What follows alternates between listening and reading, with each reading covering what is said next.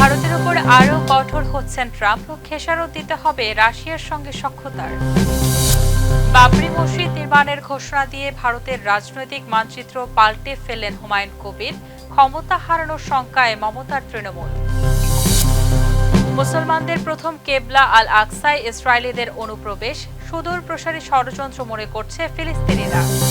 নারীবাদীদের নোংরা দুশ্চরিতা বলে তোপের মুখে ফরাসি ফার্স্ট লেডি, ধর্ষণে অভিযুক্ত অভিনেতার পক্ষ নেওয়ায় সমালোচনা।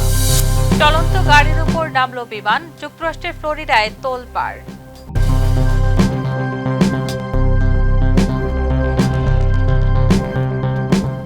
দর্শক, আমন্ত্রণ মাইটিভি আই নিউজে। এতক্ষণ দেখছিলেন শিরোনাম, সাথে আছে আমি শাহিলি আক্তার।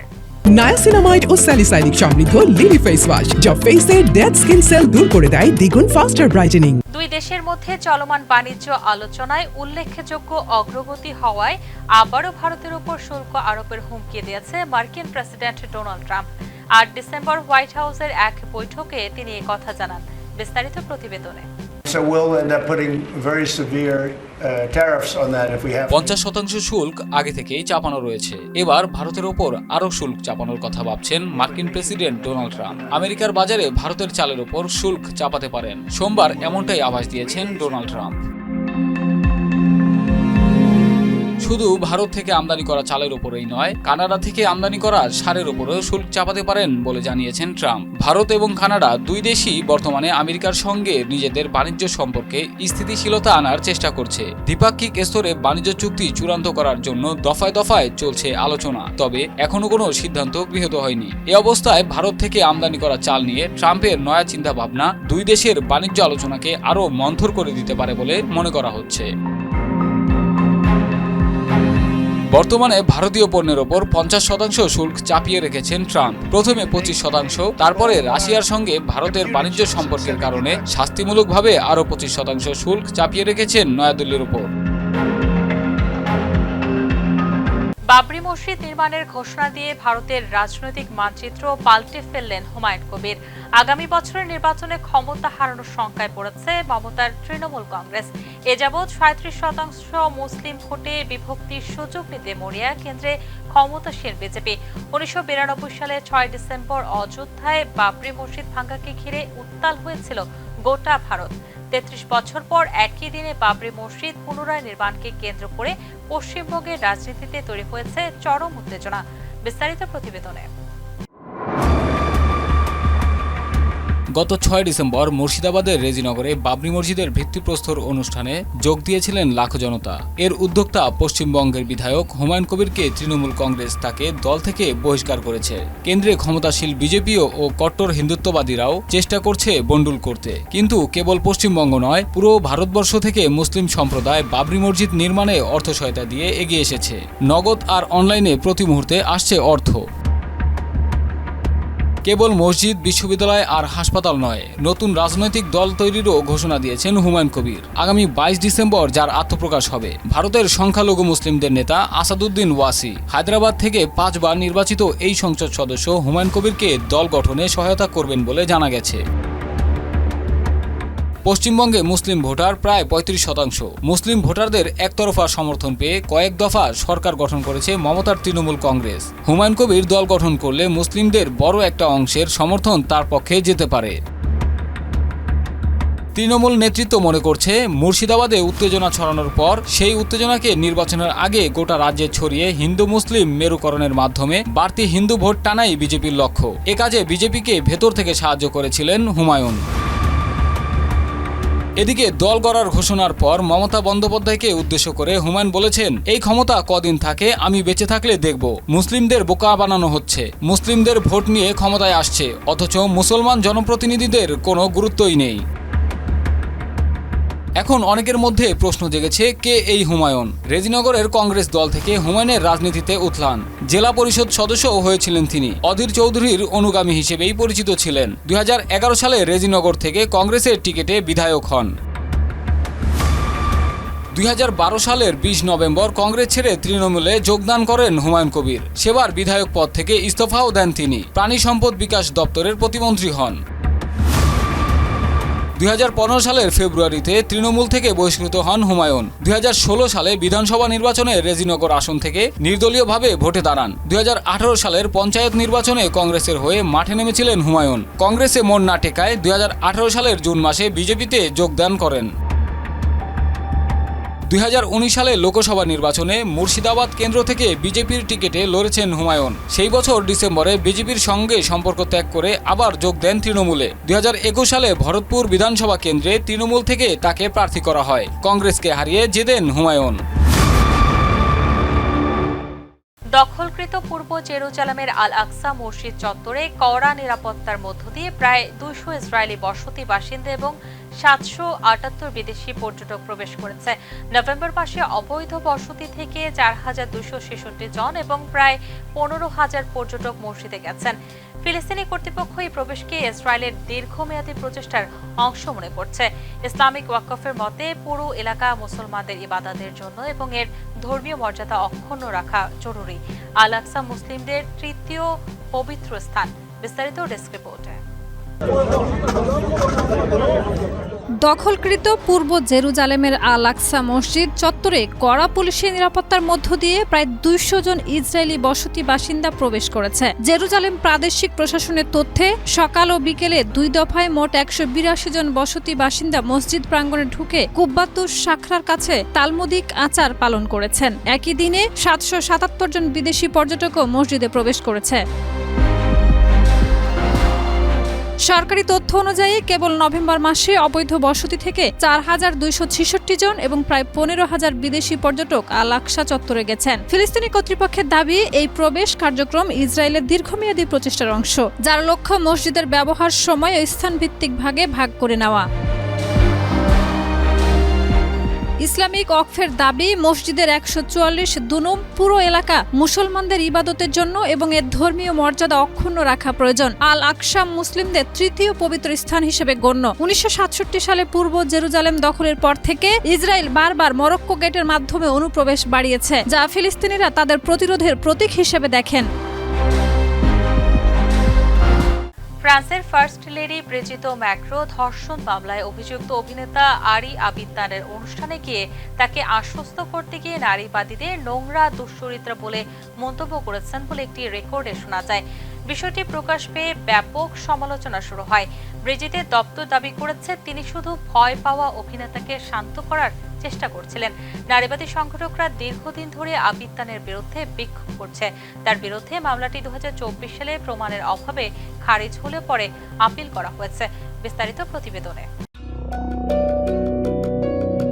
ফ্রান্সের প্রেসিডেন্ট ইমানুয়েল ম্যাক্রোর স্ত্রী ব্রিজিত ম্যাক্রো নারীবাদীদের উদ্দেশ্যে অশালীন ভাষায় মন্তব্য করেছেন বলে অভিযোগ উঠেছে। কথোপকথনের একটি অংশ রেকর্ড হয়ে প্রকাশ পাওয়ার পর এ নিয়ে ব্যাপক সমালোচনা শুরু হয়। 9 ডিসেম্বর বিষয়টি জানায় ব্রিটিশ সংবাদ মাধ্যম দ্য গার্ডিয়ান। প্যারিসে ধর্ষণের অভিযুক্ত অভিনেতা ও কমেডিয়ান আরি আবিত্তানের একটি অনুষ্ঠানে যোগ দেন ব্রিজিত ম্যাক্রো। ওই অনুষ্ঠানকে ঘিরে দীর্ঘদিন ধরে নারীবাদী সংগঠনগুলোর প্রতিবাদ চলছে। গার্ডিয়ান জানায়, পারফর্ম করার আগের দিন রাতে আবিত্তানের অনুষ্ঠানে নারীবাদীরা উপস্থিত হয়ে তাকে ধর্ষক বলে স্লোগান দেয় এবং বিক্ষোভ করে। পরদিন অনুষ্ঠানের পেছনের অংশে ব্রিজিত ম্যাক্রোকে আবিত্তানের সঙ্গে কথা বলতে দেখা যায়। তিনি আবিত্তানের খোঁজ খবর নেন। এ সময় অভিনেতা জানান, আগের রাতের ঘটনার পর তিনি ভীত বোধ করছেন। জবাবে ব্রিজিত ম্যাক্রো ওই প্রতিবাদী নারীদের নোংরা দুশ্চরিত্র বলে উল্লেখ করেন এবং বলেন তারা আবার এলে ধাক্কা দিয়ে সরিয়ে দেওয়া হবে। পরবর্তীতে ব্রিজিত ম্যাক্রোর দপ্তর থেকে জানানো হয়, তিনি কেবল আবিত্তানকে আশ্বস্ত করার চেষ্টা করেছিলেন, কারণ আগের দিনের বিক্ষোভ তাকে আতঙ্কিত করেছিল। নারীবাদী সংগঠন নাউস্টোটাস আবিত্তানের অনুষ্ঠানের বিরোধিতা করে বলেছে, ফ্রান্সে ধর্ষণ মামলায় সুষ্ঠু বিচার হয় না। আবিত্তানের বিরুদ্ধে 2024 সালে ধর্ষণের মামলা প্রমাণের অভাবে খারিজ হয়েছিল।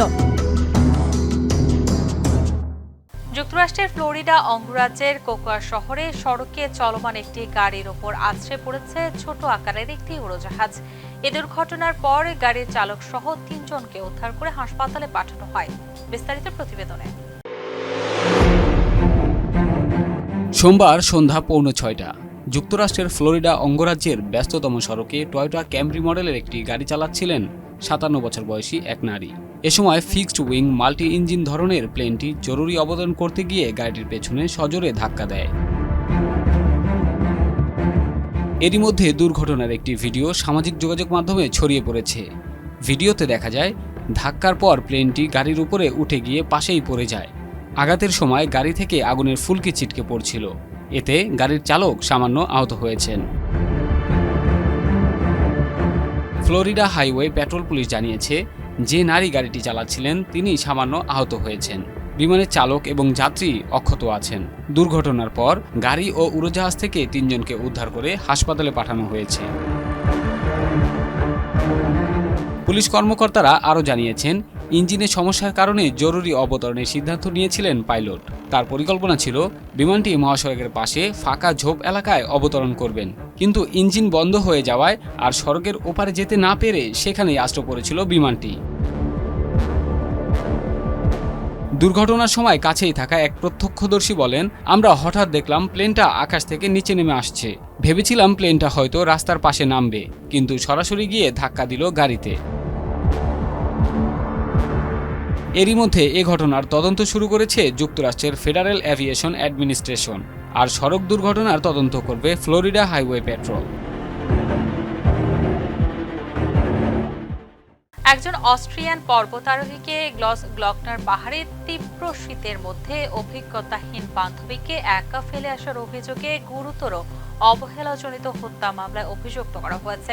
নারীটি হাইপোথার্মিয়ায় মারা যান। তদন্তে জানা যায় তাদের আরোহণ পরিকল্পনা ছিল ত্রুটিপূর্ণ, প্রয়োজনীয় সরঞ্জামও ছিল না, আর অভিযুক্ত ব্যক্তি বিপদের সংকেত উপেক্ষা করেছিলেন।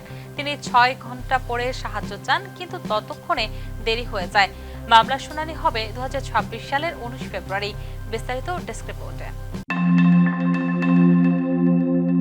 মাঝে মধ্যে বাস্তবে এমন ঘটনা ঘটে যা সিনেমার থ্রিলারকেও হার মানায়। ঠিক তেমনই এক শিহরণ জাগানো ঘটনায় অস্ট্রিয়ার এক ব্যক্তি বরফ শীতল পাহাড়ে বান্ধবীকে ফেলে আসার অভিযোগে গ্রেপ্তার হয়েছেন, যার ফলে ঠান্ডায় জমে মৃত্যু হয়েছে ওই নারীর। অস্ট্রিয়ার সর্বোচ্চ পর্বত গ্রস গ্লকনারে 39 বছর বয়সী পর্বত আরোহীর বিরুদ্ধে গুরুতর অবহেলাজনিত হত্যার অভিযোগ আনা হয়েছে। জানুয়ারিতে তিনি 33 বছর বয়সী অভিজ্ঞতাহীন বান্ধবীকে তীব্র শীতে একা রেখে নেমে আসেন। দ্য মেট্রোর তথ্য অনুযায়ী নারীটি শীর্ষের মাত্র 150 ফুট নিচে ক্লান্ত ও হাইপোথামিক অবস্থায় পড়েছিলেন। অভিযুক্ত ব্যক্তি 6 ঘন্টার বেশি সময় তাকে একা ফেলে সাহায্য আনতে যান। প্রসিকিউটরের দাবি, তিনি ভ্রমণের পরিকল্পনা করেছিলেন এবং অভিজ্ঞতা সম্পন্ন হওয়ায় সঙ্গীর নিরাপত্তায় তার দায়িত্ব ছিল বেশি। তদন্তে জানা যায় তারা দেরিতে যাত্রা শুরু করেছিলেন, সঙ্গে ছিল না জরুরি সরঞ্জাম। নারীর পোশাকও বিপজ্জনক, অল্পাইন অঞ্চলের জন্য অনুপযুক্ত ছিল। তীব্র ঝড়ো হাওয়া ও -20 ডিগ্রি সেলসিয়াস অনুভূতির মতো আবহাওয়ায় তারা বিপদে পড়েন। কর্তৃপক্ষের দাবি, অভিযুক্ত ব্যক্তি বিপদের সংকেত উপেক্ষা করে সময়মতো সাহায্য চাননি এবং ফোন সাইলেন্ট থাকায় উদ্ধারকারীদের কল মিস করেন। ভোর 3:30টায় সাহায্য চাইলেও সকাল 10টায় উদ্ধারকারী দল পৌঁছানোর সময় নারীটি মারা যান। আইনজীবী ঘটনাটিকে দুর্ঘটনা বলছেন। মামলার শুনানি হবে 2026 সালের 19 ফেব্রুয়ারি। এদিকে একই সময়ে কিরগিজস্তানের পোবেদা শৃঙ্গে চরম আবহাওয়ায় নাতালিয়া নাগোভিৎসিনার মৃত্যুর ঘটনাও আলোচনায় এসেছে। শাহিদা রুবি, মাই টিভি। লোহিত সাগরের বলহজ চোখ জোড়ানো নীলখাত, যা সৌদি আরবের মক্কা থেকে জাজান পর্যন্ত বিস্তৃত। লাখ লাখ বছরের ভূতাত্ত্বিক প্রক্রিয়ার ফলে এগুলো তৈরি হয়েছে। খাতগুলোতে কচ্ছপ, মাছ, স্তন্যপায়ী প্রাণী ও অমেরুদণ্ডী প্রাণী বাস করে, যা এক অনন্য বাস্তুসংস্থান গড়ে তোলে। বিজ্ঞানীরা এখান থেকে প্রাচীন জলবায়ু ও সমুদ্রপৃষ্ঠের পরিবর্তন সম্পর্কে তথ্য পান। সৌদি আরব 16,500 বর্গ কিলোমিটার এলাকা ও 20টির বেশি দ্বীপকে সংরক্ষিত ঘোষণা করেছে। বিস্তারিত ডেস্ক রিপোর্টে। লোহিত সাগরের নীলখাত বা ব্লু হোলস এক অপরূপ দৃশ্য। আকাশ থেকে দেখা যায় সাগরের তলদেশে গভীর খাতগুলো সারিবদ্ধ। গাঢ় নীল পানির কারণে এগুলো দেখতে অসাধারণ সুন্দর। এই খাতগুলো সৌদি আরবের মক্কা থেকে দক্ষিণ পশ্চিমের জাজান পর্যন্ত বিস্তৃত। এর সৌন্দর্য একদিনে তৈরি হয়নি, লাখ লাখ বছরের ভূতাত্ত্বিক প্রক্রিয়ার ফলে গড়ে উঠেছে। খাতগুলো ছোট কোনো ঘটনার কারণে নয়, বরং পাথরের ফাটল, চুনা পাথরের দ্রবণ, টেকটনিক প্লেটের স্থানান্তর এবং গুহার ধসের প্রভাবে ধীরে ধীরে তৈরি হয়েছে। তাই এগুলো ভূতাত্ত্বিকদের জন্য অমূল্য তথ্যের উৎস। বিজ্ঞানীরা খাদের প্রাচীর ও তলদেশে জমে থাকা পলিমাটির মাধ্যমে প্রাচীন জলবায়ু, সমুদ্রপৃষ্ঠের পরিবর্তন এবং লোহিত সাগরের অববাহিকার বিকাশ সম্পর্কে জানতে পারেন। মধ্য আমেরিকার বেলিজ, চীন এবং সংযুক্ত আরব আমিরাতেও এমন খাদ আছে, তবে সৌদি আরবের খাদগুলো অনেক বিস্তৃত। এখানে কচ্ছপ, মাছ, স্তন্যপায়ী ও অমেরুদণ্ডী প্রাণী বসবাস করে। পরিবেশ ও বৈজ্ঞানিক গুরুত্বের কারণে সৌদি আরব এই খাদগুলোকে সংরক্ষিত এলাকা ঘোষণা করেছে। 16,500 বর্গ কিলোমিটার এলাকা ও 20টিরও বেশি দ্বীপ নিয়ে গঠিত এই অঞ্চল দেশের সবচেয়ে বড় সংরক্ষিত স্থান। এটি দেশটির ভিশন 2030-এর সঙ্গে মিলিত, যা সংরক্ষিত এলাকার বৃদ্ধি ও পর্যটন উন্নয়নকে লক্ষ্য করে। লোহিত সাগরের এই নীল খাদগুলো প্রতিনিয়ত নতুন রহস্য উন্মোচন করবে এবং পর্যটকদের আকর্ষণ আরও বৃদ্ধি করবে। শাহিদা রুবি, মাইটি।